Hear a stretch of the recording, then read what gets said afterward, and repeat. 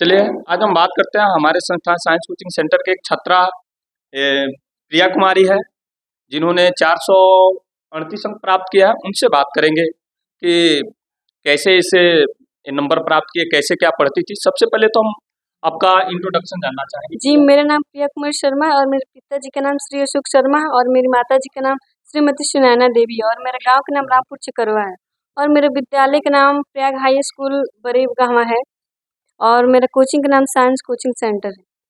ठीक है प्रिया, ये हम जानना चाहेंगे, लड़कियों लोग का बहुत से काम होता है, बहुत से खाना बनाना, उसके बाद पढ़ना और फिर ग्रामीण परिवेश में 438 अंक प्राप्त करना, ये मामूली सी बात नहीं होती है। तो आप कैसे मैनेज करती थी?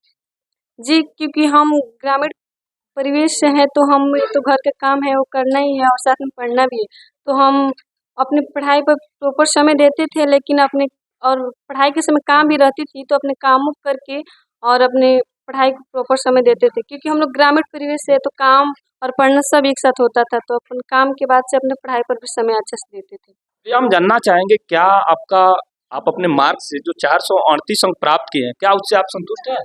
हाँ, संतुष्ट हैं। अच्छा, कुछ आपको कमियां नजर आती हैं कि कहीं हम कुछ कमी कर दिए, नहीं तो और हम अच्छा अंक प्राप्त कर दिए? हाँ, जैसे मैथमेटिक्स में अच्छा, कितना है आपका? 87। 87। तो आपको लगता है कि ये थोड़ा कम प्राप्त हुआ है? हाँ, जिस हिसाब से तो वहाँ लिखे थे। अच्छा, ये हम जानना चाहेंगे कि आपका जो कोचिंग संस्थान है, वो उसमें आपका क्या योगदान है?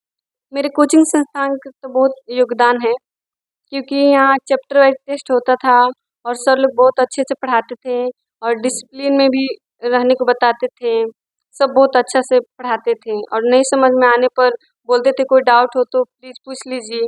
जो डाउट था वो हम लोग पूछ लेते थे और डाउट क्लियर हो जाता था। अच्छा प्रिया, ये हम जानना चाहेंगे कि जो आने वाले जो बच्चे हैं या बच्चियां हैं, उनको आप क्या संदेश देना चाहेंगे कि कैसे क्या पढ़ाई करें? जो 2026 में एग्ज़ाम देने वाली लड़कियाँ या फिर लड़के लोग हैं या फिर मेरे छोटे भाई-बहन हो, उनको मैं यह संदेश देना चाहूँगी कि आप लोग ये मत कहिए कि कल से पढ़ेंगे, परसों से पढ़ेंगे, ऐसा नहीं। पढ़ना है, कुछ करना है लाइफ में तो हमें आज से ही करना पड़ेगा और प्रॉपर समय देना पड़ेगा और पढ़ना पड़ेगा अच्छे से। ओके। प्रिया, हम जानना चाहेंगे कि आपका आगे का एम क्या है? आप क्या करना चाहेंगे? हाँ, मुझे आगे के एम है कि हम आर्ट्स लेकर आईपीएस की तैयारी करेंगे।